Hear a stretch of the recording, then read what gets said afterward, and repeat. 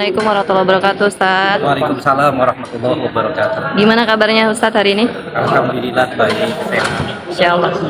Insya Allah tahun ini diamanahkan kembali Ustaz ya untuk menjadi caleg DPR Provinsi Kaltara.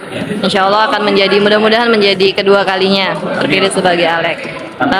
Kira-kira apa aja nih Ustaz yang pengen dicapai untuk kali ini? Ya. Saya berharap pertama pendidikan ya.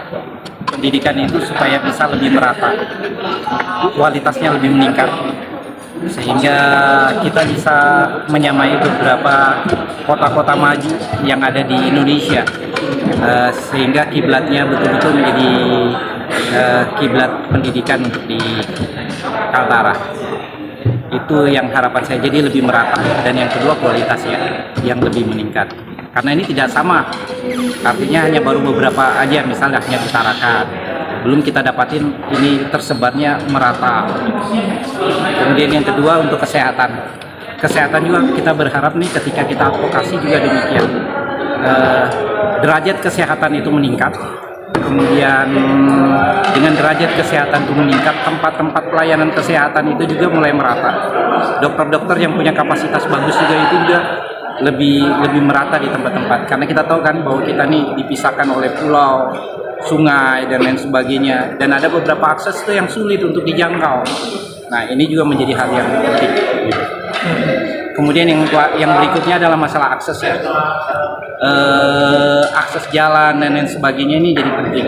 Ketika akses ini meningkat, maka perekonomian Kaltara juga menjadi lebih bagus. Jadi perekonomian Kaltara menjadi lebih sejahtera, dan ini memang perlu untuk political will, politikal anggarannya ini juga lebih kuat untuk mewujudkan ini. Itu beberapa hal yang menjadi hal yang penting buat saya ketika bicara tentang Kaltara. Kalau melihat potensi Kaltara sendiri Ustadz untuk apa ya istilahnya dimaksimalkan gitu di level pusat, potensi Kaltara apa sih yang paling menonjol yang kira-kira bisa kita maksimalkan? Kaltara ini kan